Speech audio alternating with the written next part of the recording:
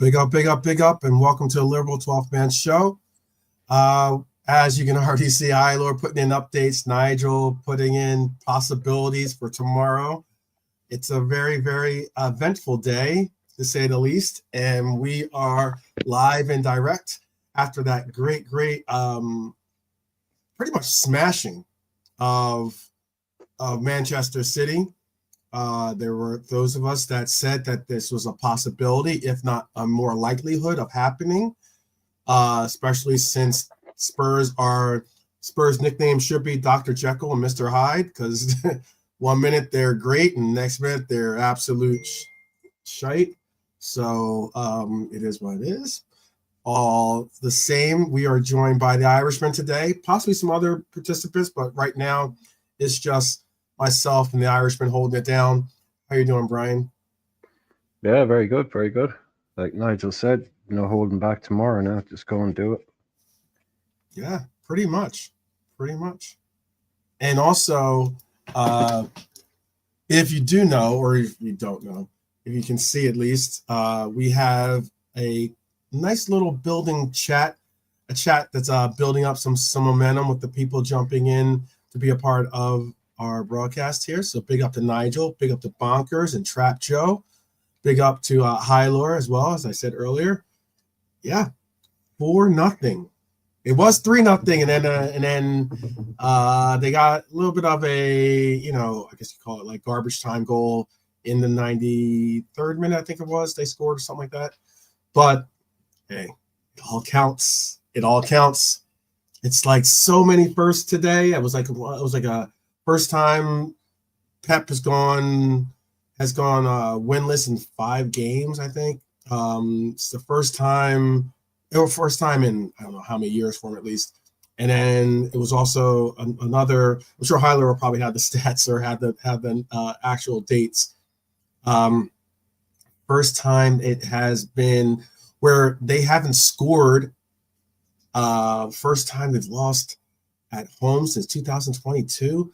Like there's so many craziness in the league, at least since 2022. A lot of different things today happened for Spurs and for City as well.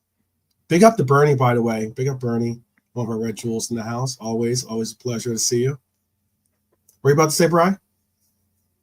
No, nothing. I was letting you go ahead. It's a first for Man City in so many ways. It is, Hylor. It really is. Werner outpaced Walker.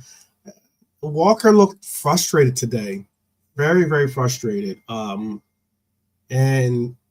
you can see the frustrations on a lot of the players. I think City it's a very interesting place and period for City. I would never say that Pep Guardiola is a poor coach. He's one of the best ever.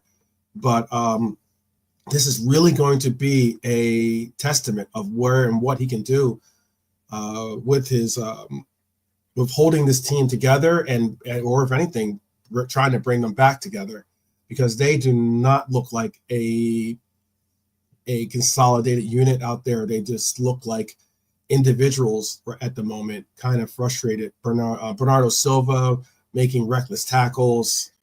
You had KDB getting pretty much physical. I didn't really like what he did, and I'm a big KDB fan, but like Sarr went down for an injury. Like Sarr got clipped. It was and looked like worse than it possibly was, but he did go down, and then he was down for like 2 seconds basically, and KDB quickly came up and tried to pick him up off the ground, and he was just like, "What are you doing touching me? Like who do you think you are?" And KDB had an issue with it, so it is what it is. They're a team spiraling. And I love to see it. Would love to see it. Big up to Marion, another one of our Red Jewels in the house. Big up, Marion. Hope that you're well. Hope that your husband's well as well. Despite being a blue and despite his supporting Everton, still all the same. Appreciate the fact that you're tuning in. Big up to Callum in the house as well. Big up. And Hash. Big up, Hash. How are you doing? Big up. JK's in the house too as well now. JK, how you doing? I'm all good, bro. How you doing? How you cool? You and Brian? Oh, for sure. For sure. How can you not be on a day that You know what I mean? sees City go down 4-0? I always come at the good time, man. Yeah. They got the ruling against them this past weekend, or not this past week, I should say. They got they now have this absolute beating, because it wasn't like Spurs got lucky. It's like Spurs absolutely did control this game quite a bit. What was wild about it is that, like, Haaland, I don't know what's going on with him, but he looks off this game at the moment, which is cool for us. I'm not hating on it. The thing is, when he don't score, who else they got to score, really? If you understand, like, if Salah don't score, Diaz or Gakpo will, even Darwin. Yeah. I think they they got rid of that guy to Atletico Madrid, and they didn't really replace him. Going into the season, they needed a second striker. I'll tell you the truth. I understand exactly what you're saying, but I'll tell you the truth. I thought that in this game, especially since they didn't have, obviously we don't know that they don't have Rodri. They don't. Also, we spoke on this yesterday. Kovacic is injured as well.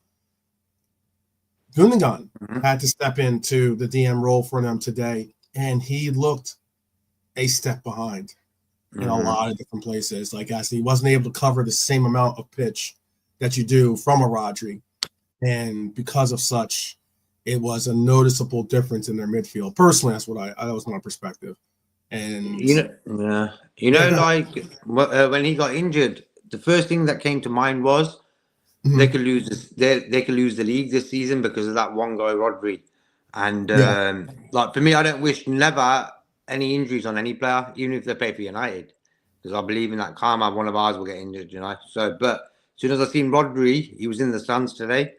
He's so good. Like, without him, like, I think they could survive without Haaland, but they can if they had Rodri. Like, if Rodri was playing today and Haaland wasn't, maybe they could have won that game. That's how good Rodri is. Yeah, sure. I get you.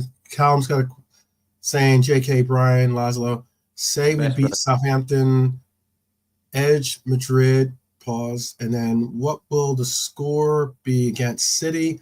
Honestly, it might be our biggest win against City in our history. I would like to say, big up Youssef, by the way. Big up to Youssef. Big up to Dara. A lot of people joining us today. Big up KJ. A lot of people joining us today. Honesty as well. Yeah. Everyone's feeling it today, huh? A little bit of everyone's happy, isn't they?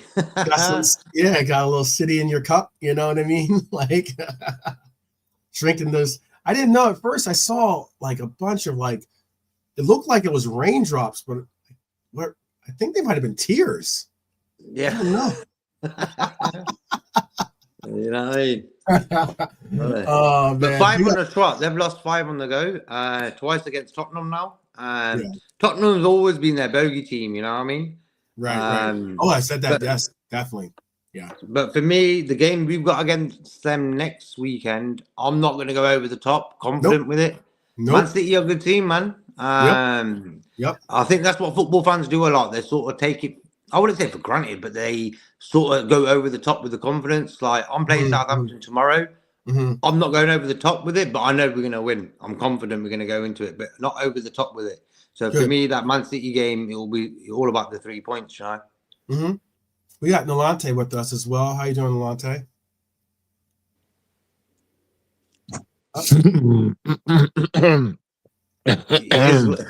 He's just sorting his eyes out to see the score was real. Interesting. Things got very, very interesting. Good evening, ladies and gentlemen, and also my fellow co-host, as always. Blessings to you all. Very, very interesting. Would have been nice if Arsenal could have dropped points, but I know you can't have everything, can't be greedy, but yeah. Yes. Let's just take it as it develops and appreciate it for what it is. Hash, there were a lot of blue seats. People definitely were giving up a little bit there. And also, not only were people giving up, people are starting to understand the fact that when you have injuries to important players, it is not as easy, and it's not as a quote excuse. It's just reality. It is not that they make pivotal parts about your team, and sometimes it's not easy to navigate the waters that are your opponents sometimes. So Rodri's a big part of their team. Let's just keep it 100. And Kovacic might have been a band-aid to that right there, I mean, but if you were going to tell me that you're going to rely on Kovacic like riding out the season and being your main alternative or your main supplier of DM role for City, I'm saying then it looks like we might have a vulnerable City, but they're still a good team. I always look at it as like the wounded animal is like sometimes the most dangerous, because they get desperate or they might do things or might surprise you. So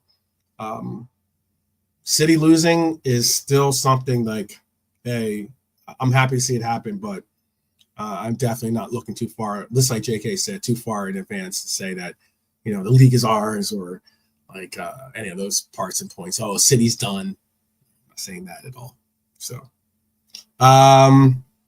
yeah, Youssef, you're right. City with Rodri are a different team for sure. Definitely for sure. So much of it. Rodri's the spine of Man City, Marion. That is so true. So true. You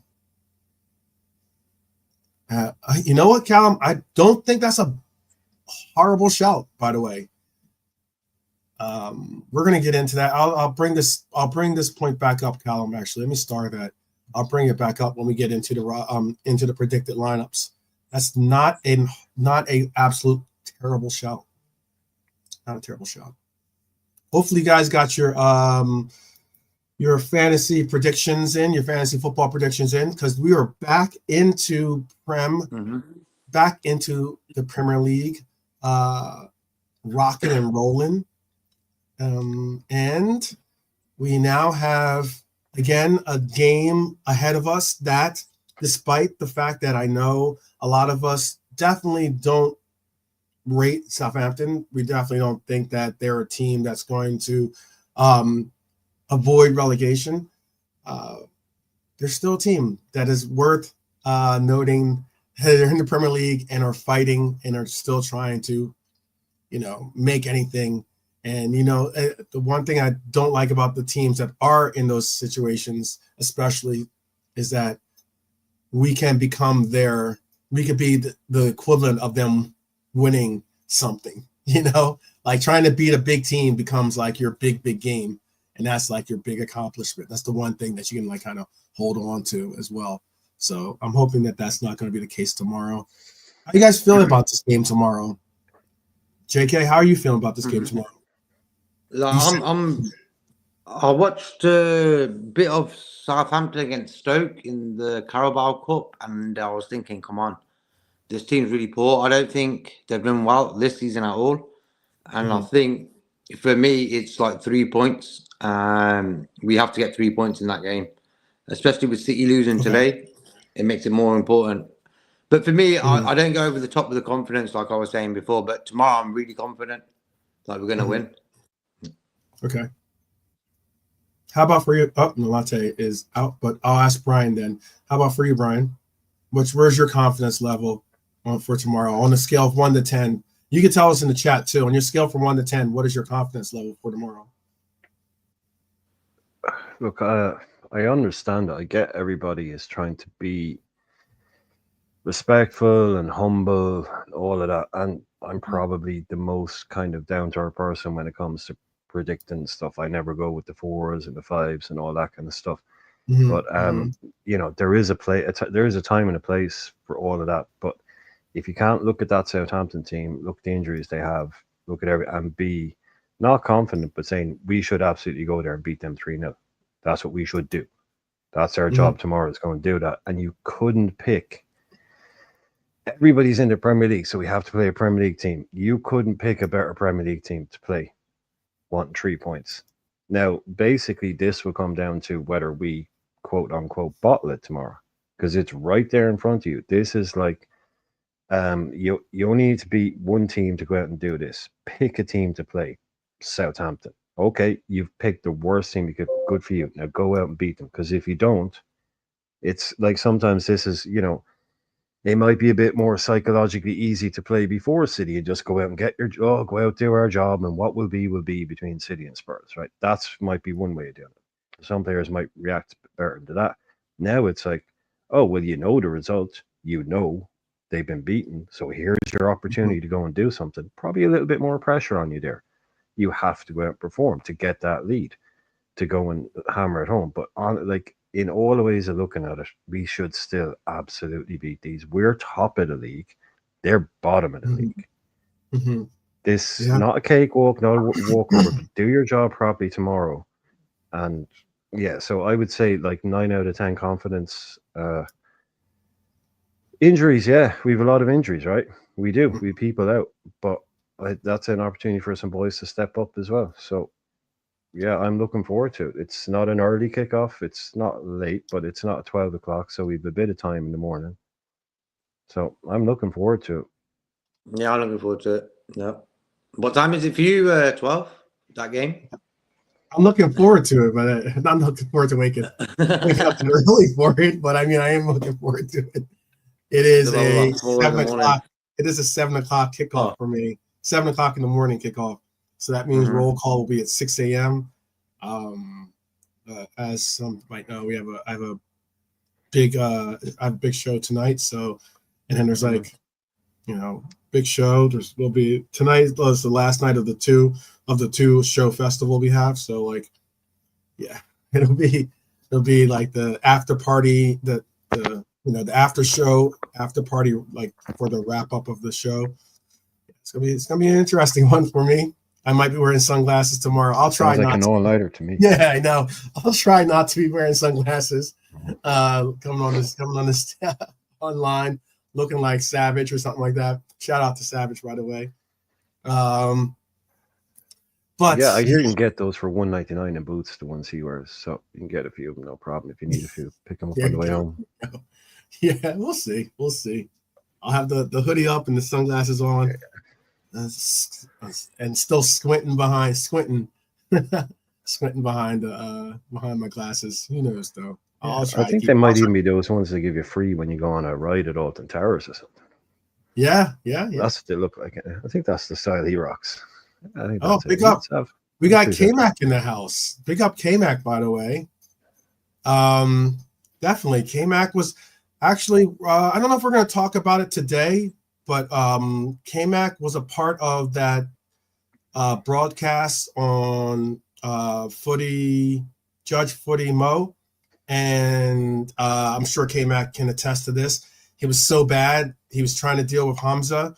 And I definitely feel for you, brother, that you had to deal with that because, oh my goodness, Hamza was like talking straight garbage. And on top of that, not only was he talking straight garbage, but he was talking over K-Mac, or K-Mac was trying to at least try to bring out some of the facts or bring out some of the perspectives that need to be out there. And he was just talking over. Oh, I felt bad for him. I felt really, really bad for him.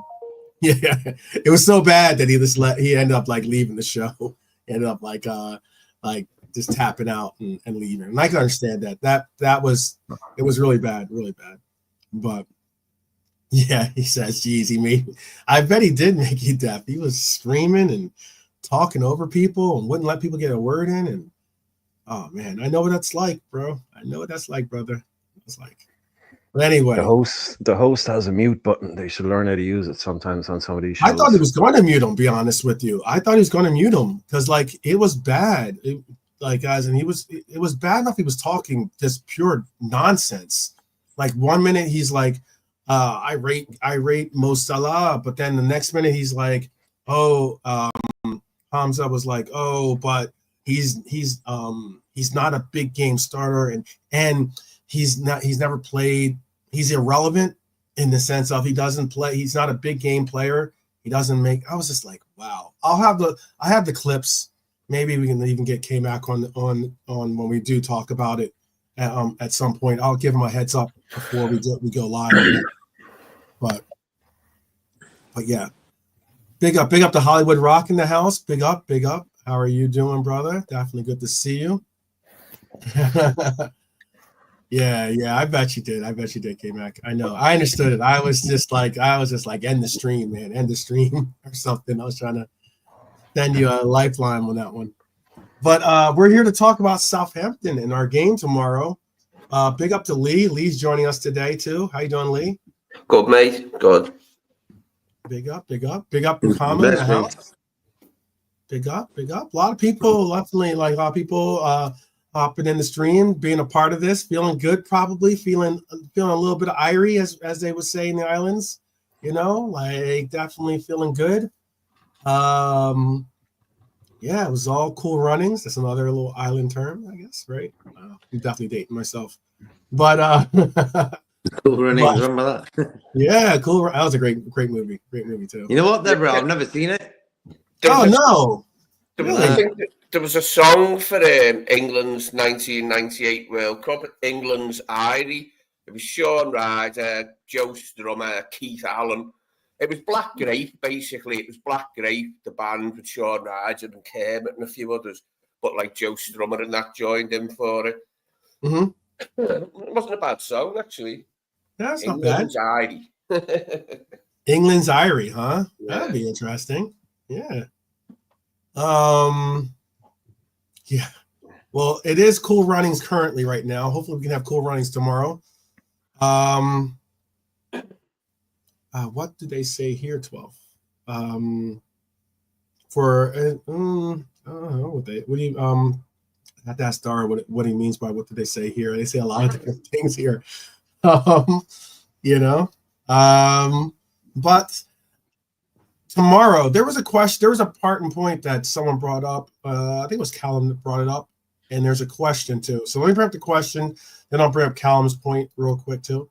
And if you have questions for the panel or something that you want to bring up, definitely put it in the chat. We will definitely do our best to answer all questions. Question for the panel: does this city remind you of LFC when we went for the quad in the season after when we were knackered? City looks the same in his opinion. What's your opinion on that, Lee? Let's see. Saying, sorry, what? I was just putting something on there. Basically, do you think that he says, question for the panel: does this city team remind you of Liverpool when we went for the quad and the season after when we were knackered? City looks the same in his opinion. Yeah, I can see where Hortensia is coming from there, and I know what they mean. City do look a bit other than out of form. Do you know what I mean? There looks to be a little bit more than being out of form. Like maybe there's a little bit of mental fatigue in there, which there looked to be with us that time. So yeah, it could be true. Okay. How about for you, JK? I think for me, I'm going with the Rodri thing. I think as soon as Rodri, because City won their first few games and when he was involved, and since he's left, bro, they've sort of crumbled. So for me, and also going for a lot of trophies, like they've been Champions League and stuff like that, it's going to back from over the years. So yeah, fatigue could have played a part in today. I'm not sure. They've got a lot of internationals as well. So all of them guys who were playing, they've already been on international duty as well. Okay. That's not an excuse, but I don't know what's happened to Foden. Hollywood Rock just said that Foden. Yeah, I know. I was going to say, I got Tyler's question starred, so I'll bring your question up next, Tyler. I can tell you if you want. And then Callum, I'll bring up your point, but I'm going to bring it up when we actually get into the predicted lineups. Go ahead. I'm hoping some of the thing with City is, it's this court cases getting into players' heads and Pep's head and giving them mental fatigue in that regard. Maybe. Maybe. Yeah, but I just think the players like Highland, for example, he's still going to get paid and he's still going to play football. He's not really going to be bothering about that because it's not really affecting him directly. Yeah, he plays for that club, but he can move to anyone else. Players it affect more than others, maybe. Maybe some players it wouldn't affect, some it might. Some might be considering the future. Foden maybe because he's a City fan, you know. Now. Yeah, but I think Foden, City fan, maybe it's affecting him because he's for City. But for me, Foden is a funny one, though. I don't know. He didn't start this season as well. I thought he was rested with Rodri. Him and Rodri were sort of left on the bench or not even involved in the squads at the start of the season. Rodri sort of came back into it and then he got injured. And then Foden, I don't know what's happened to him. But still a good player. Tyler and Bernie brought up two good points or two good perspectives, I think. Well, go ahead, Brian. Go ahead. Yeah, I know. Getting back, just because question for the panel, does City remind you of LFC when they went for the quad the season after? We're knackered. City looks same, and we were knackered. Yeah. I mean, I don't want to keep banging. I mean, I did this again last night. I've said this since day one this season. I mean, please back me up on this. I have been saying you have every single week. Brian, they've been going for a treble. KDB is past his best. Constantly, the come down off winning a treble. I've been saying this since the start of the season that it was potentially there. Potentially, it was there. I didn't think we were the best placed team to take advantage of it with a new manager and not many transfers, but I thought they were going to drop off. Now, people have said Rodri, right? Of course, Rodri is huge. We knew Rodri was massively important. That was the final nail in the coffin, was Rodri going out for the season after the transfer window had closed.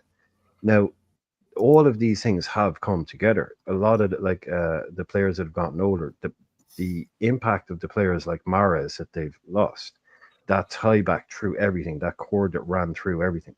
Bernardo Silva, everybody been played a little bit here, a little bit there. And what's happened with Foden is like what happened with Grealish. Guardiola is constantly changing things. Guardiola never sits still. People, he's doing what Guardiola does. When they talk about a coach, and if they say he's doing what Guardiola does, they usually mean he's doing what Guardiola did 7 or 8 months ago or a year ago. Because Guardiola is constantly changing, constantly evolving. And he's hit upon a system now, and due to the problems that he has, where he can't get Foden into a team. And he's the kind of guy that's going, I can't get Foden in. I'm going to sit him down. I'm going to put him over there. And everybody is looking at scratching their head going, how the hell can you not get the guy who won Player of the Year last season into your team? And Guardiola was just like, because I'm doing this now. And it's literally that simple with it. And it's all falling apart for him, which is why this bullshit new contract thing came out. 1 year deal. I mean, like that's like, myself and the wife, we've been to counseling and we've agreed to stay together for a while.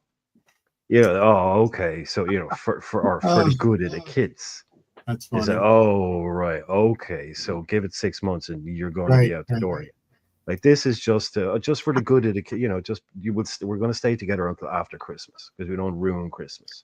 Right? You're basically broken up. You're gone. This guy, it's all falling apart for them. And yet they have the money and the resources to fix it. You can't fix it overnight. You can't change it immediately. And they've hit their bump in the road. And as I said, it was about who was going to be there to take advantage of it. Arsenal should have been. And Arsenal will complain, this and that. And this and whatever. We've just been the team that he's looking at us going, I think Guardiola, in his heart of hearts, has kind of written this league off already. And you can see that from his press conferences. And I think the one, I'll finish up by saying the one that all of this, like you're saying, court case type stuff, that's getting to him without a doubt. Because I was thinking about it last night. Now, this is me crying for Guardiola.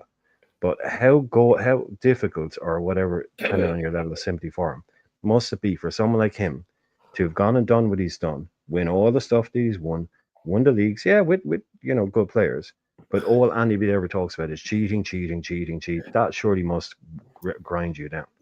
And he has no love for Manchester. I'm surprised he hasn't fucked out with there 3 years ago. Get away from that toxic club. Because all he has to listen to every day is, you won, but you were cheating. You did this, but you were cheating. So yeah, I think it affects him. And maybe like someone mentioned, Phil Foden, a Man City fan, he might be a bit worried about the future. The rest of them, they're still getting their paycheck, right? I don't know. It might be difficult to see, but that's me. Yeah, I know the tiny violin. I know. Tiniest violin in the world. I didn't mean in terms of sympathy for him. I don't mean in terms of sympathy for him. I just mean I don't know why he hasn't walked away years ago. Yeah. Like if I was him and I was a good coach and I was doing stuff and all I ever heard was, yeah, but you're cheating, I would have left years ago. I think he's comfortable. He's comfortable. I mean, the money's good and all that, but yeah, I think he's comfortable. He's being told by well, people. they bought a club with his brother as well, didn't they? They're in bed with the Guardiola family, not just Pep.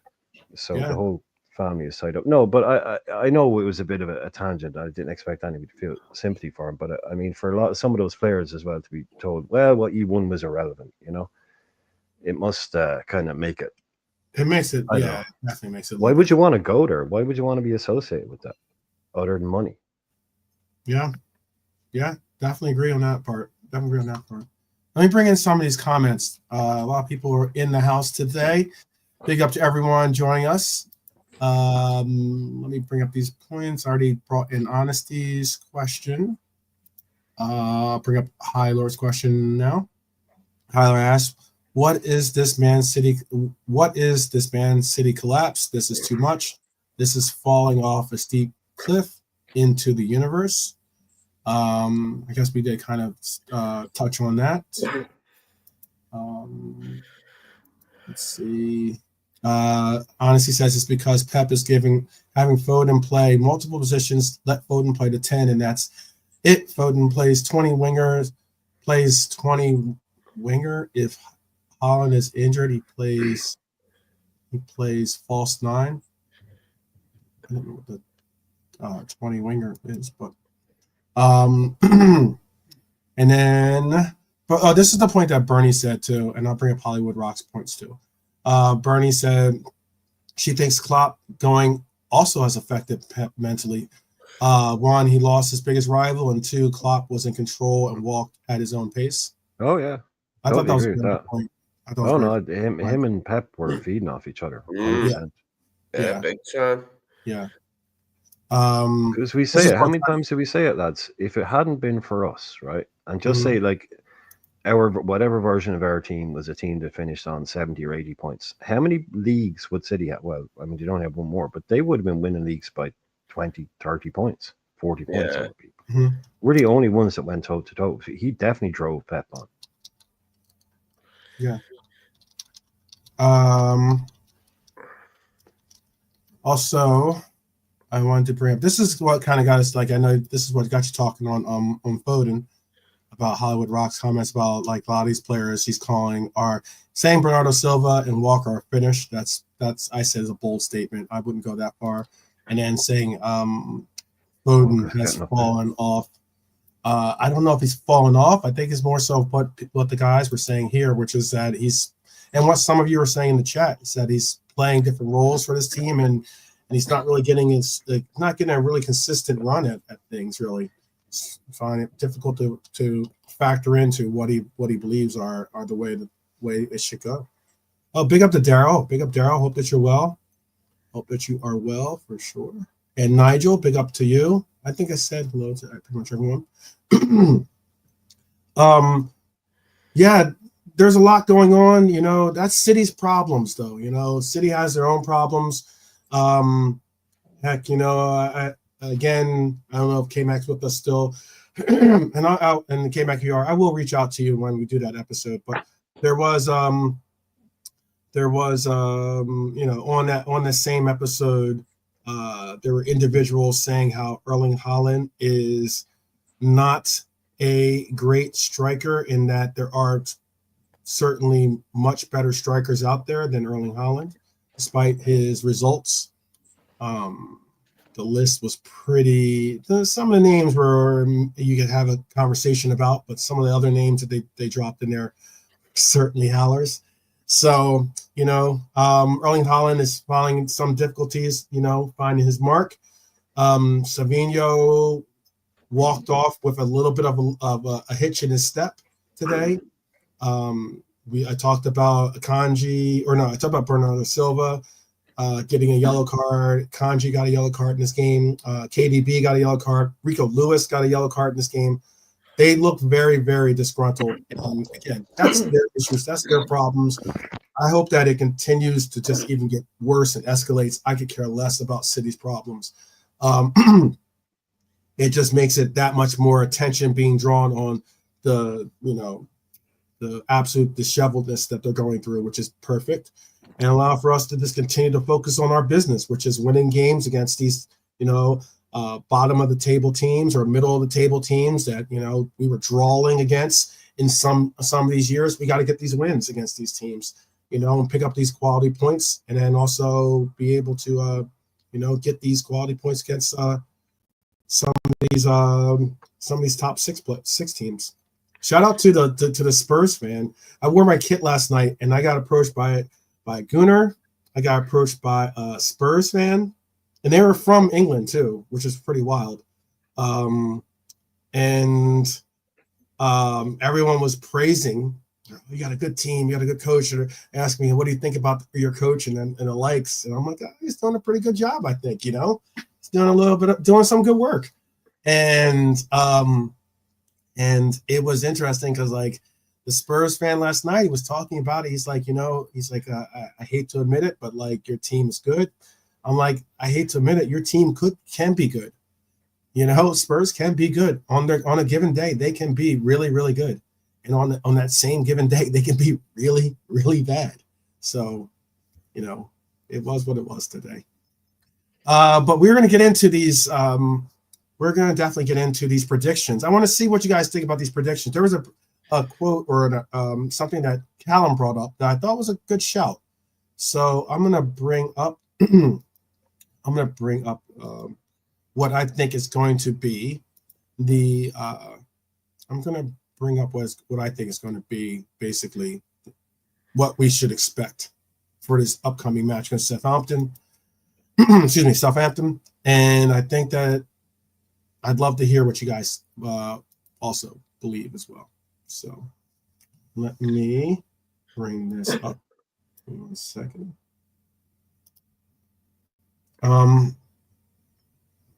See, I think we have Lante back too. Let me bring him into the mix.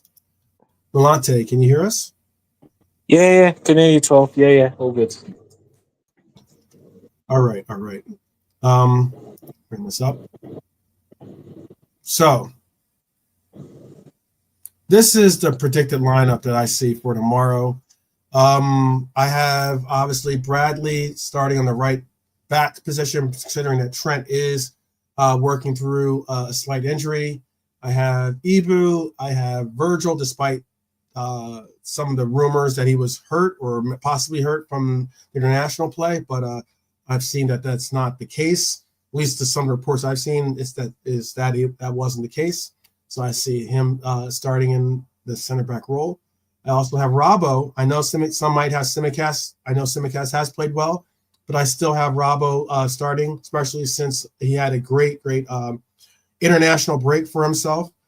I also have Kelleher starting in goal for us. This might be his last start or last consecutive start, but I have Kelleher starting this game for us. I also have in the midfield, I have Dominic Szoboszlai, I have Curtis Jones, and I have Ryan Gravenberch. And then I have up front, I have Cody, Darwin, and Salah, with McAllister, Simicast, Endo, Elliott, Kwanzaa, Morton, Gomez, Diaz, and Yadros. I don't know if Ali's going to be on the bench or not.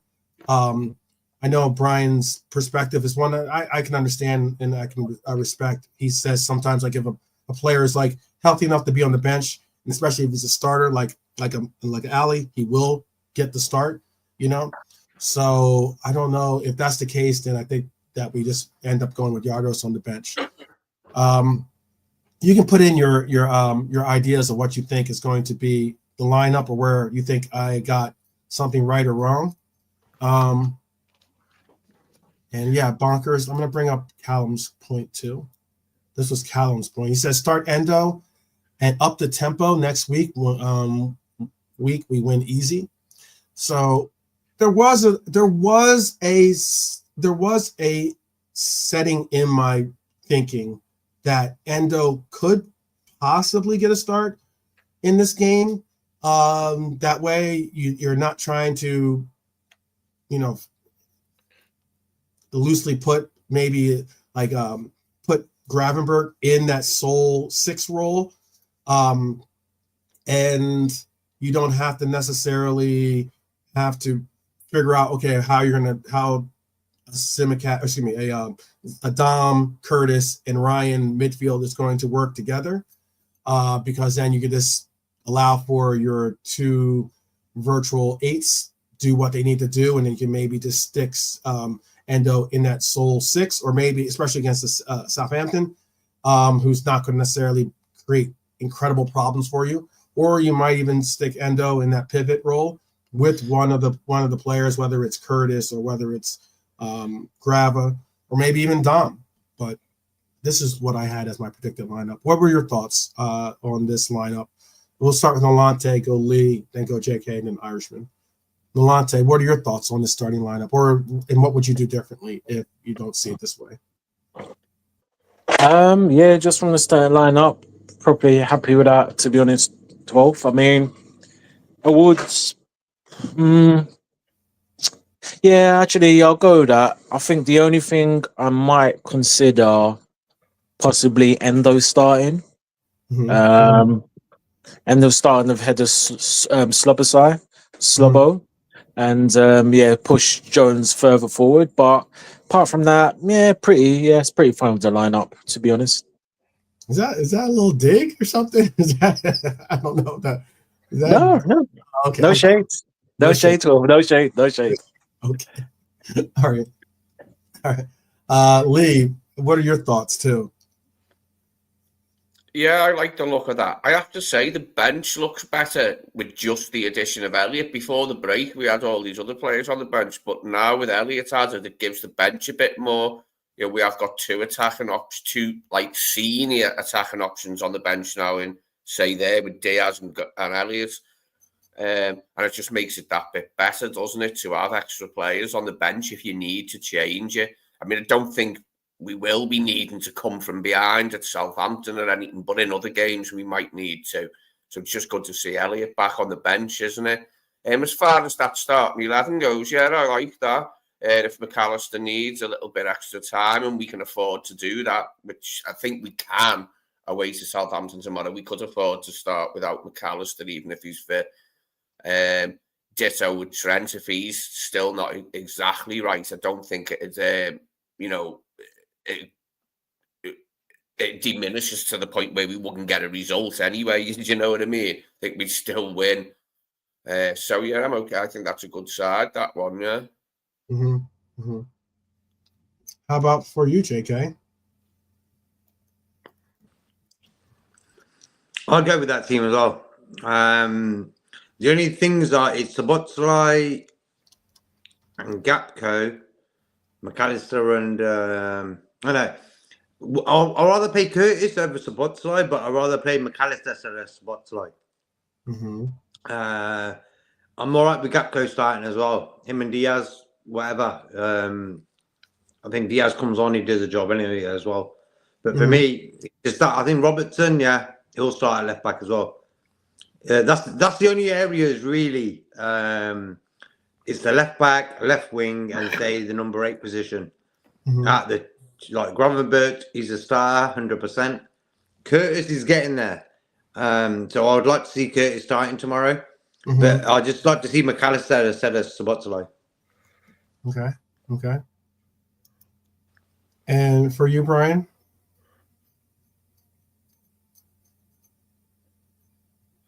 Got Brian's on mute. Sorry about that. He might be taking care of something with Coco. I'm putting in some of these pieces. Sorry, I didn't realize I was on mute. Okay, sorry, I had a different screen open. I didn't realize I was on mute. Is McAllister injured? What's the fitness update on McAllister? I don't believe he's not ruled out for the game. That much I know, but he is the type of player picks up knocks, so compared to some of the others in midfield, he's not exactly a physical specimen, Mac. You know what I mean? Some of the others are just like really good. Their physique, Mac isn't, and he does pick up like small knocks here and there. So resting him, I think, would be prudent if there's any doubt at all tomorrow. I think I would. Yeah, I would err on the side of the caution and rest him, play Jonesy. Definitely. Well, the list right now is doubtful. Elliott's doubtful. Chiesa doubtful. Trent Alexander-Arnold's doubtful. Ali is doubtful. And Diego is out. That's what it's listed as. Yeah, we can still get a result. Whether they play or not, I'm not necessarily saying. Right. Okay. Might be leaning more towards out than whatever. Okay. List as doubtful. He's not on the list for doubtful or outs. Right. Well, working on that, I would start Ali over Jones. Mm-hmm. So that would give me the 3: Grav, Dom, and Ali. Mm-hmm. Just about there. That Dom Jones call is difficult. I'd start Ali though. That front 3 works for me as well. Back 4 is fine. Keller is obvious. Yeah, people talking about Simi Robbo. I can see that being a shout as well. That might not be a nailed down obvious one. I don't think it but is. I'd be happy with Robbo. I'd go with Robbo as well. Wouldn't be surprised to see either or kind of thing. But yeah, how to leave Diaz out? You know, it's not the idea, or not the ideal scenario, but that's our problem now. That's one of our few issues now. Is how do we get both the boys on the pitch, Gakpo and Diaz? I think they will be on the pitch together at one point. Yeah, I just don't think that they're on the pitch. No, but I mean, how do we start them? Right. Yeah, but how do we start them tomorrow? So it means dropping Nunes. So if you want to drop Nunes, bring in Diaz. You're not dropping anyone else for Diaz, really, are you? Mm. So, no, I'd be fine with that line. I'd be fine with that front 3, back 4, but I'd bring in Mac if he's fine, and then do the whole have a kind of sewn up 2-0 and take people off at 60 minutes, 62 minutes. Mm. That would be the way I would play it. I would go strong from the start. So just depends who he thinks his best options are. But I think why I have Nunez, or why I started Cody, and I get the whole Robbo. It normally starts with Lucho, and Simi starts with Cody. You know, there have been occasions where that hasn't been the lineup, so you know that's not a nailed on like selector as to why and how these players start. But there have been more cases than not that has been that scenario. But I don't have a lot of the South American players. I know I have Nunez starting, but I don't. But he's starting. If Diego was fit, I would have Diego starting this game. Mm-hmm. But because of the South American angle of it, I think that we won't see possibly 1 or 2 of the South Americans playing simply because of the fact that they all played important games too, by the way. It wasn't, I get Nations League is important if you're looking for, you know, international glory or that, if you want to call it that. I guess you can't call it that because my U.S. men's national team are 3-time champions of our Nations League, going for our 4th. But go USA. Go USA. But but when it comes to South America currently, they are playing qualifiers. So yeah, a lot World of the Cup games, qualifiers. Yeah, World Cup qualifiers. So those games had players playing lengthy minutes and important minutes for their nations, because right now there's not many points to separate all the teams in their group. So I would. That's the reason why I don't have McAllister starting. It's the reason why also I don't have even Lucho. You know how much I love seeing Lucho start. So yeah, those are reasons why. And then Nunez, this isn't a knock or any shade. This is there weren't any other options to start at striker. So Nunez definitely gets the nod, despite I would like to see him get rested as well, because he had a big weekend or big week, I should say, for himself as well. Yeah, I like the idea of resting McAllister and Diaz after their exertions, like in South America. And Nunes doesn't have to, finish the game, does he? If that was the start, he won't. That's why. Yeah, that's why I think that you'll see Lucho come on, and you'll see that. It's a long way to go for them. I think that would be the best thing. And the thing with Trent as well, like if Trent's not right, Bradley starts as well. Yeah, that's the team I'd like to see myself. Yeah, I think that would make the most sense with the other fixtures in mind that are coming up to start this way. I don't know. I was saying, like, I could see the Nunez getting started, and bringing in Diaz and having him play central, and then and do the whole like sometimes central, sometimes on the left type situation with Cody, if not even with Salah as well, and seeing Lucho maybe on the right sometimes. That's the most interchangeable lineup I think that we have currently when those three players are on, is now Cody, Lucho, and Salah being able to be so interchangeable in their positioning on the pitch. But just in terms of resting players, right? Like Lee was saying there, I mean, I'm not with that, dude. I'm like, I wouldn't want to if we were playing stronger opposition. No, but I'll understand. McAllister, but because it's Southampton, I think we could afford to rest them. But I'll explain what I mean. I mean, I just think you can rest the player, right? But that player doesn't immediately need to be rested after an international, okay?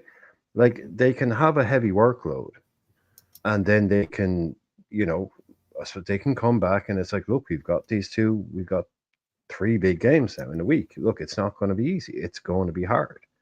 We can get you your rest later on. This idea, he did this now, so he needs to be immediately rested afterwards, so that he'll be fit to do that thing in a week. I think, like, I don't know if people like they watch motor racing or Formula One or whatever, but I mean, there's a time to spare the tires, and there's a time to wear them out.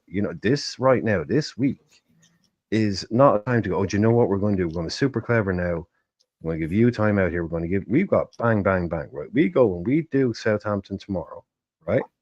We put our best team out that's fit. I'm not saying put people, if you're in the red zone, you're in the red zone, you don't play. So I don't know who's in the red zone. But you go out and you beat Southampton, that gives you that big lead, right? Then you go and you basically sew up this whole Champions League thing with Real Madrid, which we don't even need to win, but a draw will be fine. Then you've got Man City, okay? And it's in a week. I mean, this is a big, intense group of games, yeah. But those players can get rested later on. Right now, I want to see us putting the foot on the throat, not like thinking too far ahead, we'll do it in 8 laps. No, you burn the tires out now, and then you do that pit stop later on. This is the time to go hard now. This is the time to say, really ram home this advantage. Because if we beat these and then we beat City, we'll be 11 points ahead of them. Do you think there's a Liverpool fan in the world that would say, we're 11 points behind City. We can come back from that? No, it'll only be us saying, no, it's only 11 points. It's only an 11-point lead in the league. This is the time to go and make that happen now. When City are in the mud, with all their players gone, just getting bet 4-0 by Tottenham, we're fine. Then you can think about resting players. This, to me, is the time where I know it's going to be hard, lads. I know it's going to be difficult, but it's 3 games down a week, and they're huge. And we're just going to go. That's the way I look at it. Mm-hmm. Well, what's the difference between having that happen now than, I'm just asking as a devil's advocate like perspective. What's the difference between having that happen now? Gambling basically on having that happen now, and then when we have to play versus Everton, for instance, which is a rivalry game, right?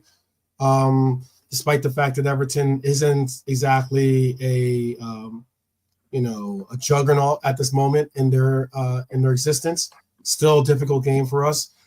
Yeah, but what do you mean by have it happen? What do you mean by have it happen? I don't know what you mean by have it happen. In terms of like habit as an HID? Wait, what? You said what happened? Have it happen.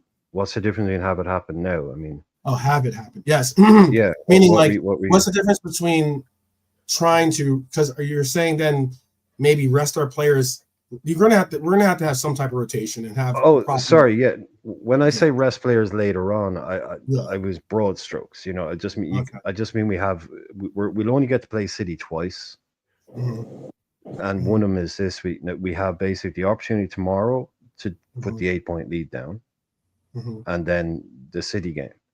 So, like when I say, you can rest players later, I mean you can think about what I'm saying is.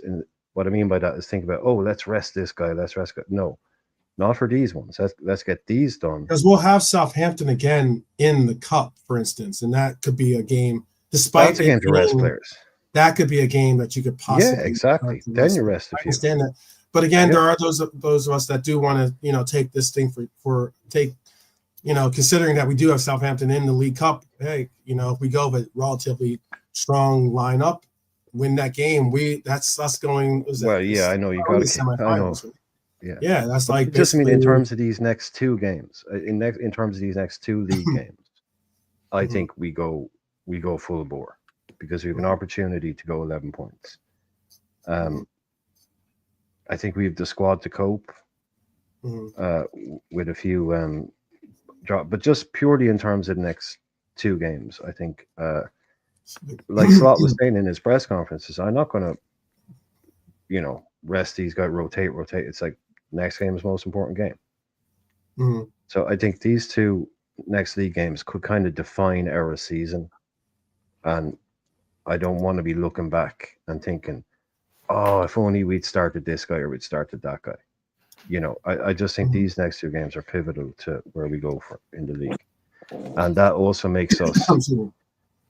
If we're top of the league in January, we don't want to be crass about it. I think that makes us a much more attractive destination to potential transfer targets. Is if you go to Liverpool now, you might just win a Premier League title. That's another thing to put on the table in front of some people because look, we're about to win a league over here. Do you want to come be part of that? Yeah, if I'm honest, I don't think he will be looking to rest many players in Southampton. I was just thinking about the jet lag thing and in a perfect world to maybe rest Lucho. Bring them on off the bench, you know what I mean? They play, but they play off the bench. I'm thinking about like a McAllister, Lee, like that. Remember the game when, I think it was against the Wolves. Like it was like another, bottom of the table type game that we were taking on. McAllister came back from that game and he was like, and we had to take him it wasn't one that he had a very ugly tackle and got really, because if you didn't see that tackle back, it wasn't an ugly tackle.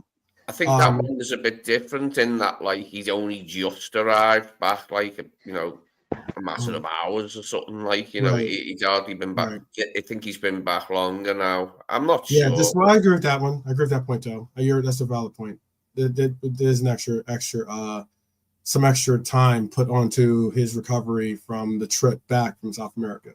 Yeah, he's just wearing at the races that day, though, was he? When we started him, like, he had to come off, didn't he? Had to sub him. Imagine if they were still going by steamboat.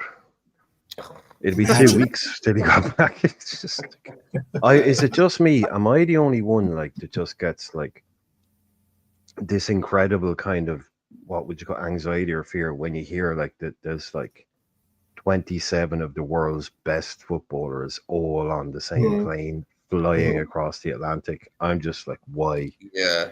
Can we not split these up into at least 3 or 4 players? I mean, I just like, oh man, that's not a good idea for me, though. Oh, it just gives me. I know it's one of the safest ways, and all that, but it just gives me mass anxiety when I hear that. Like, well, we could see again, like, oops, let me add this to the stage here. I know that's a bit more. Sorry, but spoke of. Yeah. No, I know people spoke of Endo possibly being in that midfield. I guess this would be what you'd most likely end up seeing if Endo was a part of that midfield. What I can say, too, is this is my predictions for the actual goal scorers for tomorrow. So get your goal scorers and your score prediction. I do have a final score and who scores predictions. That's what I have coming up next. So, get this tab. So I have a 4-0 score prediction. I know that's a high score for a team that probably will not look to get embarrassed at home, much less won't necessarily put their drive into overdrive, trying to get scores against us. But I still think that we have enough on the pitch that can make a difference. I have goals going to Diaz. I have goals going to Nunez, and I also have a goal for Salah. This would be, I saw someone say in the chat, I think it was, let me see. Oh, and I'm sorry about Cooper is, yeah. We can definitely talk about that maybe at the end of the show there. And that's tough writings. Tough writings. We have hopefully we can work something out. Brian can hopefully work something out. We do have Leicester coming up eventually in our schedule. I think they're the game after Christmas. I think the 26th is when they have it. We can definitely work something out. I'll be in LA probably for that, but we should definitely work something out for it.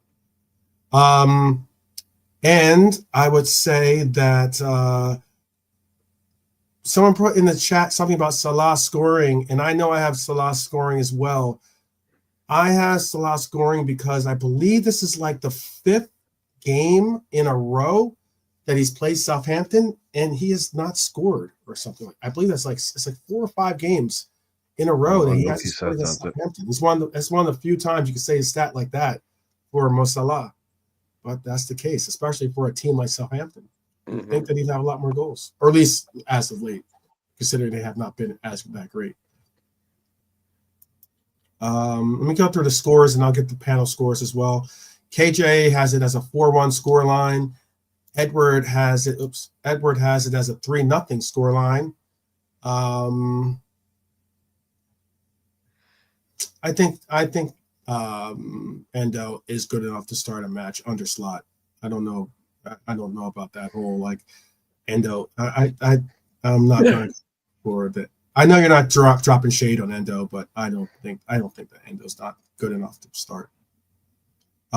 Just a matter of preference and how and what the player is being asked to do. Philip says it is 2-0 tomorrow. Salah and Cody will be our goal scorers. And Kama says he just wants a win. He doesn't care who or how. Okay, I got you, brother.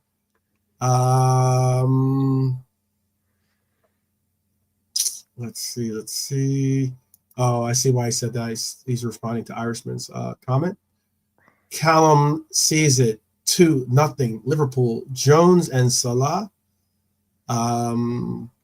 And Kama said he would even take a 1-0 win if that's necessary. And okay, Hyler's got a stat for us. Salah is now only 10 goals behind Henry in the all-time Premier League scoring charts, sitting in 8th place on the list. Let that sink in. Salah will surely take that record this season. We can all only hope that happens. Definitely so. What are your score predictions on the panel here? Let's go reverse order here. Let's go to Irishman first. What are your score predictions? Oh, me first. 3. It's very 3-0, very 3-0 kind of game. I don't see them having any threat. They've everybody out as well. Their goalkeeper is third choice. Yeah, their third choice, dude. Mm-hmm. Yeah, respectfully, right back at you, Trap, because you can't tell the future, man. Like Slot said today, it's boring, but the next game is always the most important game. You can't sit there and say, I'm not going to play that guy, because in 4 games' time, he's going to play. Football doesn't work like that, dude. So Salah is obviously going to make some amends. He's breaking his firsts all the time, so this will be his first goal against Southampton, probably. Maybe one from its Bednarek is out, the keeper is out, so I can see us dominating from set pieces. So Virgil or Kanate, give it to Virgil. Virgil goal, Salah goal, and Random. Diaz comes on and scores. Okay. How about for UJK? What's your predictions? I don't know if Nolante might be dipping out on predicting. I know he predicts us to win, but he'll probably be back to give his scores. So, JK, what are your predictions? Oh, CB comes off of mute. How about for Lee then? Let's go to Lee. Lee, what are your predictions for this game? What do you see dropping in as a score line, and who are your scorers? For 4-0 myself. I'll say 4-0. Scorers. I'll say Diaz gets one. Jones gets one. Cody gets one. And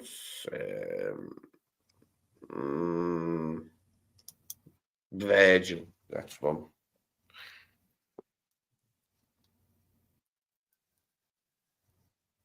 Okay. So okay. that's Diaz, Cody, Joe, and JK. Yeah, no, for me, I'm going 3-0. Goal scorers are going to go Salah, Darwin, Virgil. Okay. What's the weather like over there, by the way? Apparently there is Snowy a up weather Snowy up north. Yeah, we've had snow recently. Is there a weather issue?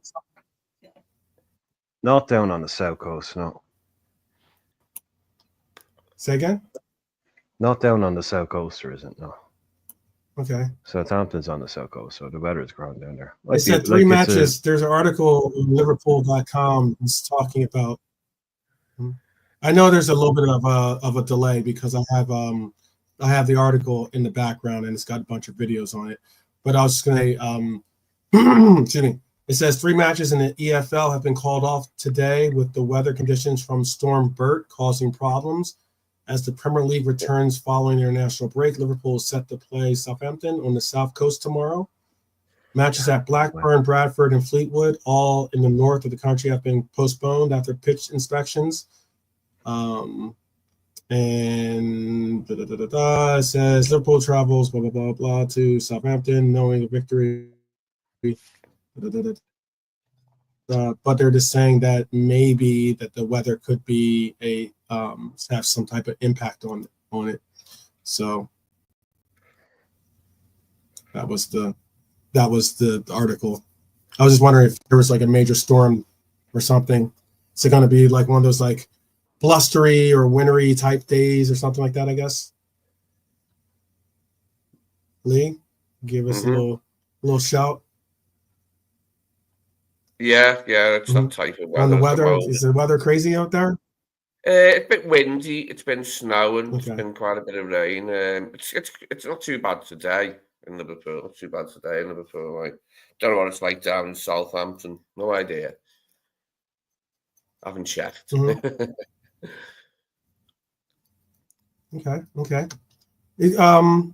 Another question I did have, and this is one that I thought might be interesting. I have Morton on the bench. I know that McAllister, let's just say this lineup starts. Let's just hypothetically say this lineup starts. Because these players, whether they started, they would still be on the bench regardless, right? McAllister would definitely be there. Simicast would be there. Endo, obviously. Elliott, Kwanzaa, Gomez, Diaz, Yaros, maybe Ali, but Yaros at least. But that last 9th spot, when it comes to Morton, there are other players that could possibly get the nod to be on the roster, whether it is Morton, as I have here, or whether it is maybe a Trenioni. Do you think that maybe Trenioni gets a little bit of a shot? Maybe he brings another player, another youth academy player, or What do you think about those possibilities? Do you Yeah, he think that might want a more attacking option than Morton because Endo's already on the bench, isn't he? So the likelihood of Morton getting on the pitch would seem small. But yeah, he might want a more attacking player than Morton, mightn't he, in that mix-up, like. Okay. Is Dan's back in the mix yet? No. And that's what I was about to Dan's say. Also, anywhere too. It's a good shout. Yep. I know he's close. He's very nice to have a close. He's very striker on the close, if bench. not already. He needs to put a jacket on when he goes out and trains. I know that. He's out there training in he says it. There's a behind the scenes clip, and like Ibu's like, here, take my jumper, you know. He's like, take my jumper. You can't go out. He's like, you're gonna actually go outside and train like that? That's how Ibu said it. It was funny.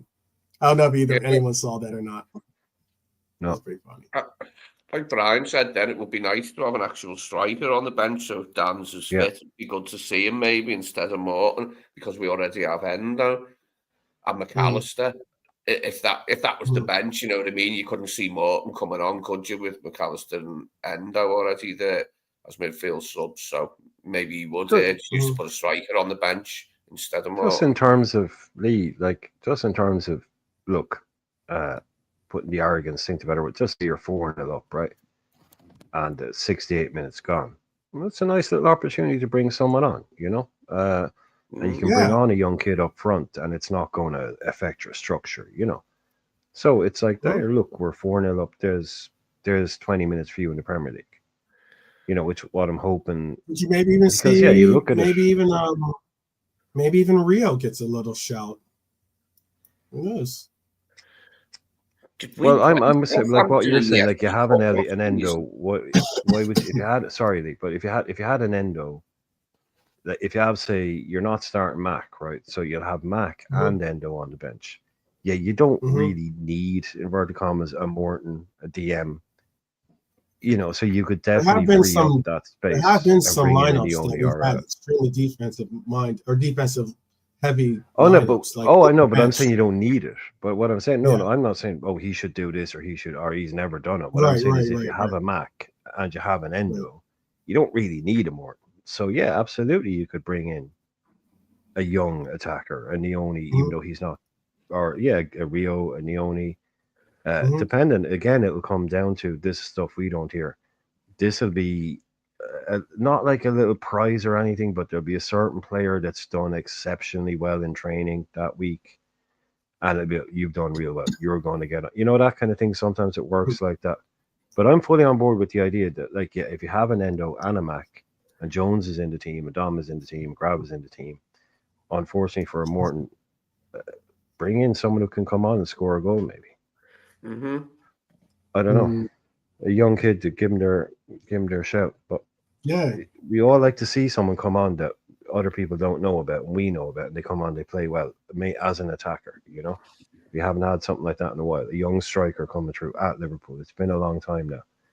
You know, everyone brings through their own strikers. We were famous for doing that with Owen and Fowler and people like that. We should kind of have a young number 9 there, you know.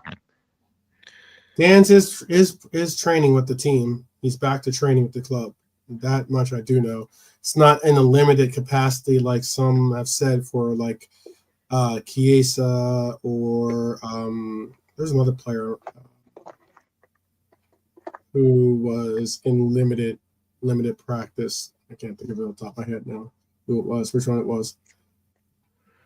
But Dan has returned to training, which is a good sign. And the case of, you know, he's training with the first team, which is great to see. And whether it ends up meaning that he stays with the first team or whether he, you know, finds himself being shipped out to, you know, further get playing time with the team outside of the club.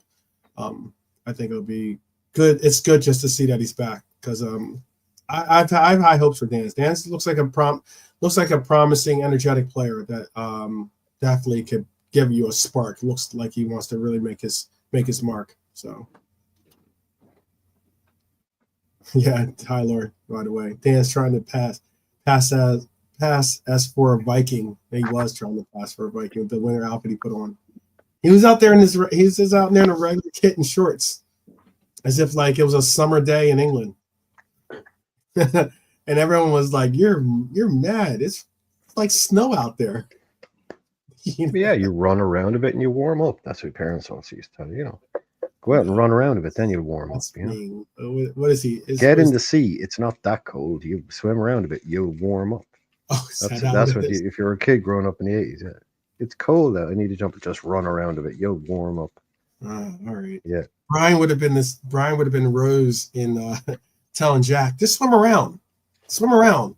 You'll hey, look, I grew up with a man sitting on the sidelines in Ireland. Don't worry. There's no room on this floating door. You'll warm up. Seriously, man. You try playing football in Ireland as a kid in the 80s. You'd be lucky if you got a jersey. Like none of these puffer jacket. You're sitting there freezing your arse off on a bench. Not even getting on for like 10 minutes sometimes. Oh, yeah, it's cold over here, man. You get used to it. Didn't someone tell? I'm trying to think who it was. It was one of our players. It might have been Mo Salah who was involved in this conversation, but it was like he was wearing gloves. One of the players was wearing gloves, and he was just like, "What are you doing? You don't wear. Take the gloves off. Don't wear the gloves." I got it. I'll have to think of the story. It's a funny story. That's a particular thing in England that pisses off a certain type of person in England when players wear gloves. Barnes has been doing it since the 80s. Yeah. It was a funny story. Janino and then he's wearing gloves. He's wearing gloves. He's not strong enough to play over here. That little guy, he's wearing gloves and he goes and tears it up and scores a hat trick. Not talking about the gloves now, are you? Yeah. Hopefully someone could back me up on that one. I'm trying to remember who it was. Man, I can't remember who it was. Yeah, well, Barney's not a fan of the. Yeah, there you go. It was the thank you show. That's who it was. It was that. Yeah, the kind of leggings thing that they wear, whatever they call it. I don't know what they call them, but yeah, that kind of those things. That too. There was one about the gloves too. I'm trying to remember what the one. But that's why she really didn't like. You know that photo you showed the other night of Kelleher in all red. Do you remember? Yeah, Bernie was not a fan of that because he's got those red leggings on. Yeah, she's like, it's just not a good look. I got you. Over here, man, it's cold. It's like, what are you doing wearing them? You get a few kicks, you'll warm up. You know, that was the vibe back in the day. You know, you get hit a few times, you'll warm up. Yeah. It's an interesting clip. You'll see it out there, though. It was Gravenberg and Ibu basically razzing Dan's about his attire going onto the pitch. It was a pretty funny one. And the other one, I think it was I want to say it was Joel Matip maybe was involved in the story. But anyway, funny stories. You know, it's always kind of funny to hear some of the inside banter that goes along with the club and the players. Too cold to be dressed like Dan's for training. Shorts, yes, but no jumpers. Mad. Yeah, that's what I said. I mean, like, go out there, catch pneumonia. It's crazy. This is crazy. Yeah, no, I just mean this is crazy because back in the day, like if you tried to put on anything extra to kind of shield yourself from the cold, people would be taking the piss out of you. Like, look at you wimp, you know, this kind of, or look at you trying to, you know. And now they're taking the piss out of them for not wrapping up enough. It's crazy how it's shifted. Like. That's because he's Jaden Dan's is all of 18 years old, man. That's just Ibu being like. Do you know what we call over? He turned into a big brother on this team, which is still good to see. And he's got his leadership role. He got the captain's armband for the last France game, which is huge considering. Because I thought that there are other players that would have been nominated to be captain. Not a knock against Ibu, but I'm just saying they've got some veteran and senior players on that team. But it says a lot about what Ibu represents in that locker room and what he represents in our locker room too, apparently now. So that's good to see. That's what we call over here a hardy buck. It's a lad that doesn't need to wrap up. He can go out and, it's a lad that he's a hardy buck. He doesn't need to wrap up. He doesn't feel the cold. Does it feel the cold? Yeah. He can go out in a t-shirt. He can play. He doesn't need to wrap up and all that extra stuff. He's a hardy young man. He can go out and do it. But yeah, no, it's just funny. Back in the day, like they be like they do newspaper stories about you if you wore a pair of gloves. So, oh, you can't stand the cold in England. What, he's not made of the right stuff. Anything like that. It was weird back then. Just wearing a pair of gloves, that meant you were like a weak foreign type. Oh, he won't last 5 minutes in England. He can't stand the cold. He has to wear gloves. But yeah, you remember Coutinho back in the day when you see like pictures from training of Coutinho, he'd have like 2 snoods on and like 3 jackets. It's like, who's that? It's like, oh, that's Coutinho. Oh, okay. Poor little kid was freezing to death on Murray. Yeah, I mean, like he's from Brazil. Ball of puppet jacket running around. That is probably not his ideal weather to be in. Well, hey, look, I'll tell you, people sometimes think that this Milan can get Argentina, very, different very story. cold. That's why Milan I can understand get very, very cold. having a swipe at McAllister. Argentina gets cold. Yeah, too fucking right it does. So does Uruguay. People talk about Darwin come from a warm country. Uruguay, look at the fucking map of the world. Look where the fucking Antarctic is. It's not that far away. It is not a warm that country. Place gets cold. There's a reason why Coutinho was funny. Resistance are in that region, There is no way I'm mixing those things up. Yeah, Barnsley is the first one I can remember in gloves and leggings, but he looks stylish, like, and obviously Barnsley, as usual, just set the style standard straight away. It was a fashion. As soon as Barnsley did it, everyone wanted to do it. Barnsley was an icon back in the day, total icon back in the day. Well, let's see. Yes, that's right, High Lord. I am a Viking at heart for sure. Yep. Is there anything else in the news that you guys want to talk about real quick before we end our little preview here and kind of soak in the 4-0 opportunity, the opportunity to lengthen our lead against some of the teams that we can consider to be contenders in this race? Anything else you guys remember or want to talk about? Are the boys there? Are they... Yeah, like anything in the chat. You guys have something in the chat too. You guys can bring up something in the chat if you guys want to talk about it. We have at least like 10 more minutes or at least as well in this episode. So go ahead. Yeah, I'm not gonna sort of go over the top with the result today, 4-0, but we know City are not playing great. 5 losses in a row. Sort of says it all. Hence why I'm not going over the top for next week's game and stuff. But I'm just happy the weekends in the last month or so, Arsenal and City have dropped a lot of points. In the games like we played on the Sunday or they played on Saturday and we haven't played or whatever, they all seem to like drop points. Arsenal won today 3-0 against Forest. Forest against us coming up like Real Madrid. End up going to Arsenal's ground getting battered 3-0. I don't like that. When teams come to Anfield, they step it up. They go to Etihad and they go to the Arsenal's ground. They end up getting battered. Scared and conservative. Yeah. I don't know. I don't know about today. Yeah. Go ahead, Latte.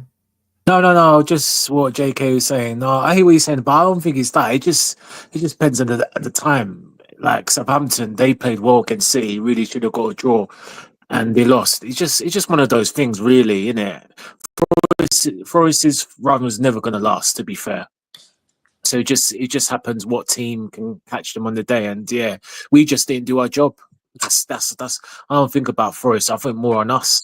Yeah, they played all right, but if we do our job, then we win the game. So yeah. And regarding the game, because I know we just touched on it, but there's 2 more points I just want to make. But the first one regarding the 4-0, I've never seen, apart from us, I've never seen City being battered, being outplayed by a team like that. So fair play to Spurs. And Spurs had the 2 main centre backs out, which is even more impressive. Yeah. So no, fair play to Spurs. Van der Man out, yeah. Yeah, they're Yeah, yeah. injured. Yeah, yeah. And let's be honest, both him and Ben Davis, they're not to write home about. So to keep a clean sheet, that's impressive. And That's impressive. Yeah. Yeah, I yeah, only and found out that they'd lost 4-0 when I joined the stream because I had to go out for a yeah, couple of hours, so I missed that they got beat 4-0. It was only when I joined the stream. I heard you talking and assumed they got beat, so then I Googled like on my phone. But like, what time was the first goal?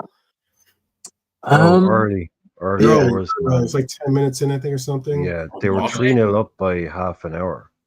Bloody They were hell, 3-0 up by like 32 minutes, I think. 13th in the 13th minute, James Madison scored. Romero and Van der Ven as well. Christ. I'll tell you the truth. You know what? For Spurs, the player that has been, I don't want to say he's been slept on because there are those that rate him, but Dejan, Hulu. Yeah. Kuvalevsky. Yeah. Bro, I said when he came with the other guy, Benton Cure. We went for both of them too. I like Benton Cure. Before he got injured, he was good player. real good. I mean, real good. I thought, why didn't we go for this guy? And then Kuvalevsky as well. I said, you know what? He's a player, He's in my fantasy team. So. Humble brag shout there. There's a shout for humble brag there. Yeah, well, I could do the next week on Monday, maybe do the point show. Yeah, we'll need one. We'll definitely need one to give updates because we are fast approaching many games in the Prem here, and many games in league, games in Champions League, games in the actual league. Did Kovacic start for City or was he injured? He did not. He's currently injured. Gundogan started. Well, let's hope Kovacic ain't fit for the Liverpool game either. That'll give us a good. Gives a little bit of a better chance of.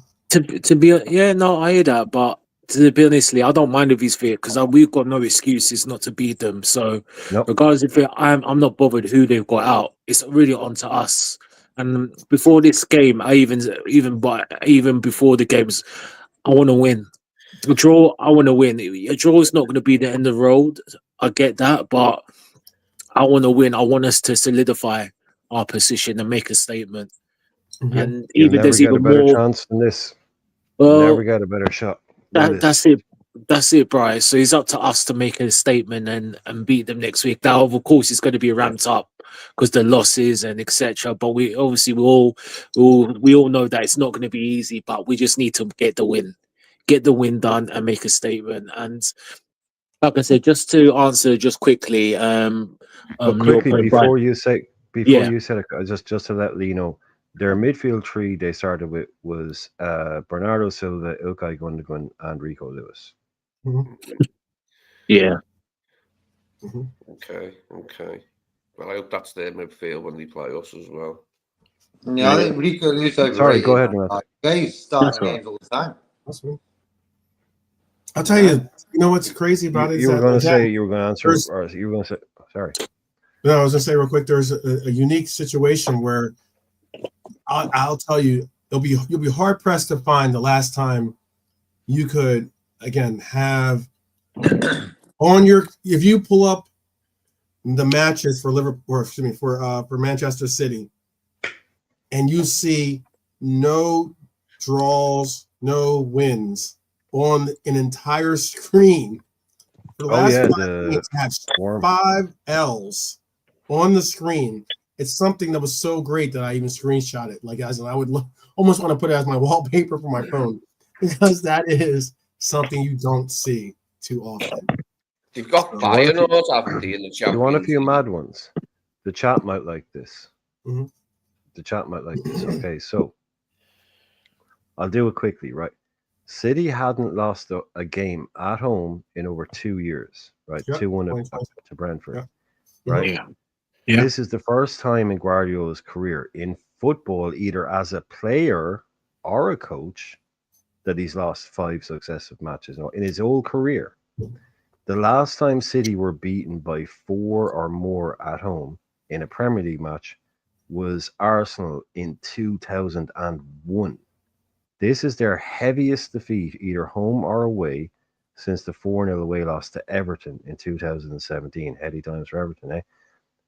This was the earliest that Man City were 2 goals down on home soil in a Premier League game since 2010, December. Rodri has now missed 14 games. City have lost 42% of those games. This was Tottenham's 9th victory in 21 against City. This was Postecoglou. Before this, they'd only won 2 and lost 7 of their last 11 away trips. And the last reigning English champions to lose 5 matches in a row in all comps were Chelsea in 1956. Bloody hell. What about them apples? How'd you like them, eh? Yeah, Stay humble, baby. Stay humble. Great stats. Great stats. This adds more sauce. This adds more sauce. Isn't it? Oh, it's so nice. Mm-hmm. It's spicier now. 1956, Chelsea. Oh. It's Feyenoord they've got next, isn't it, before us in the Champions League? Things can only get worse. Yeah. I don't know. Maybe. Yeah. They definitely could. I mean, yeah, this could happen. It could go into a bit of a tailspin for a bit, couldn't it? Stranger things have happened. It's not impossible. It's not beyond the realms of possibility. Yeah, it's not. It's not. It's really not. It's really not. He's lucky to get the new contract last week before this defeat. Oh, Question. Did question. you hear Yeah, sorry to interrupt. Quick question on that. If he wasn't Pep, right? If he was, say, Ange Postecoglou or Arne Slot, and Pep had lost, would he have been sacked after those results? Yes. 100%. 5 in a row. Yeah. New City manager, if he's Arteta. If he's another coach other than Pep. Yeah, would he have been sacked after those results? Yeah, he probably would have.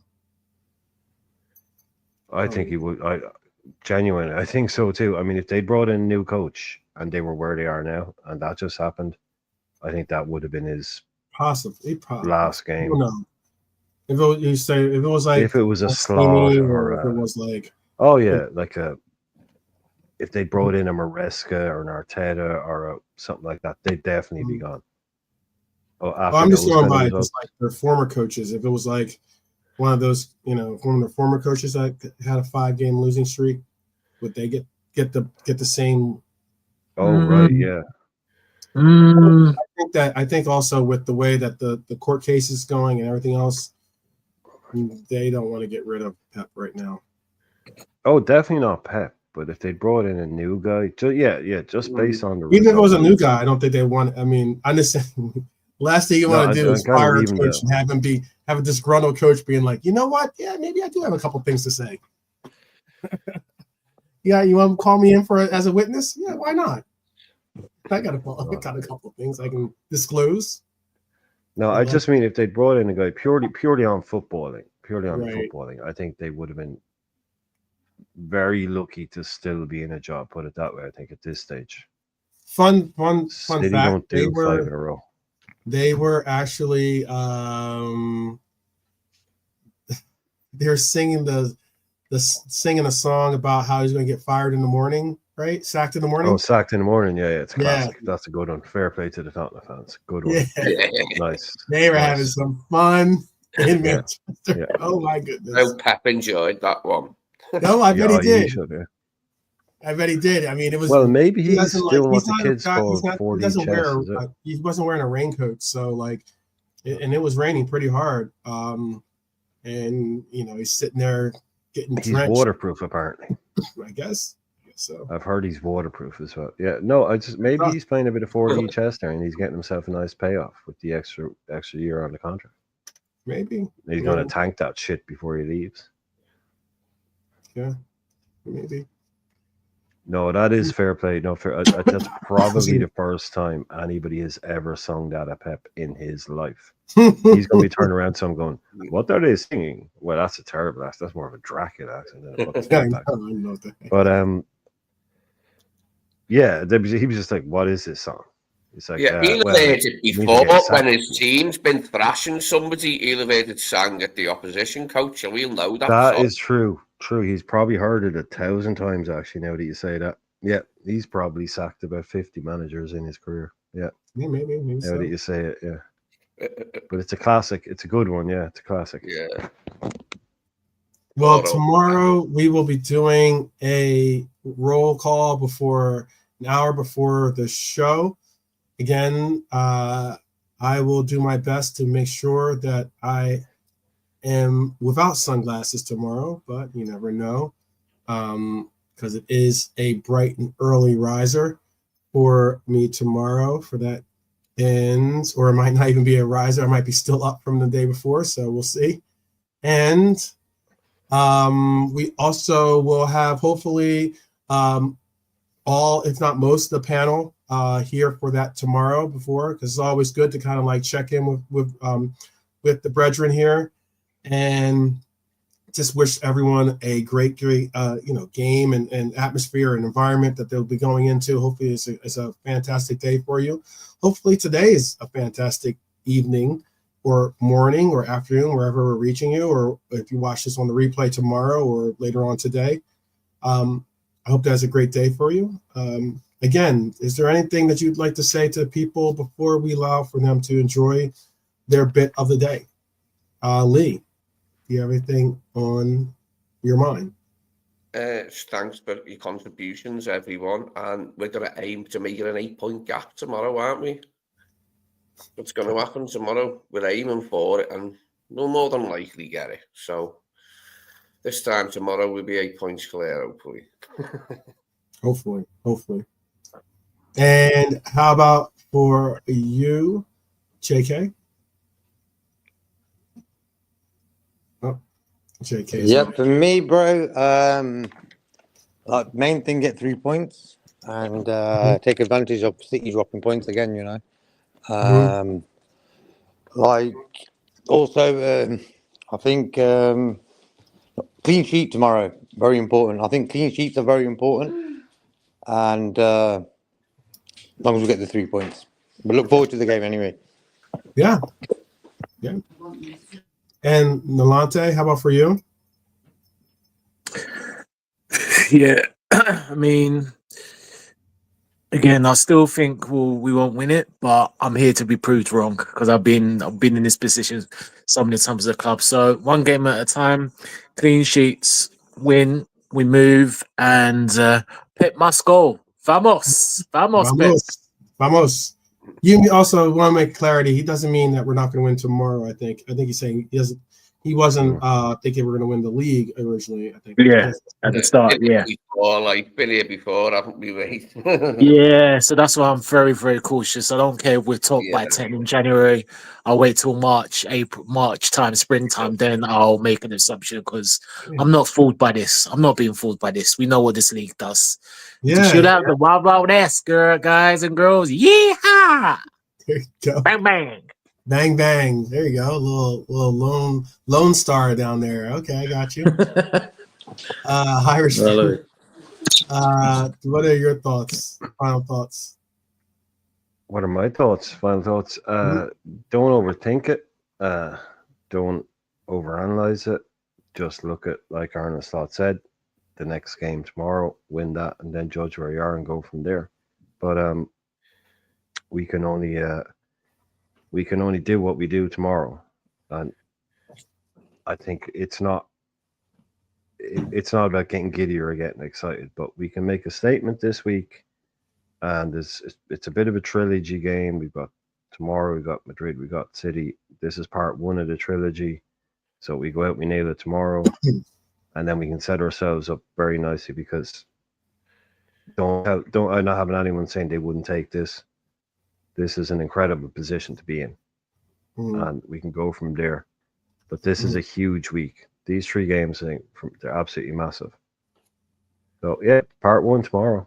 So again, see everybody for the roll call. What's that going to be? 1 p.m. UK? Yeah, 1 p.m. UK time. 1 p.m. UK time. So. Okay. We will end it here, but we The will Matrix not. week. Yeah.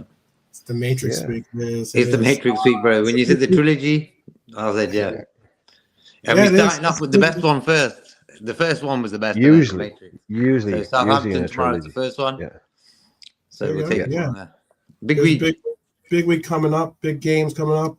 Got this game that could put us definitely in a more comfortable driving seat for this title run. Also have obviously the big matchup against Real Madrid, game that the majority of us do really want to see us put a real hammering on Real Madrid.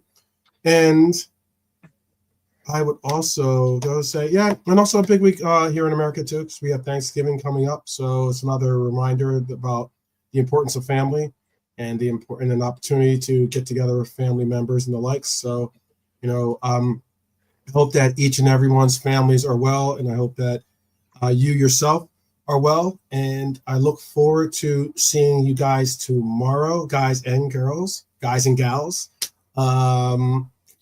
tomorrow for the roll call. Very, very, very important one, because hopefully by the end, when we do our instant match reaction or viral match reaction, however you want to call it, and hopefully it's a good one to be talking about from our situation. So I hope that everyone's well, and I hope that everyone continues to get better. And as always, people, I would like to say, up the Reds, people, up the Reds. Good day for all of us. Up the Reds. All right, we'll see you guys tomorrow.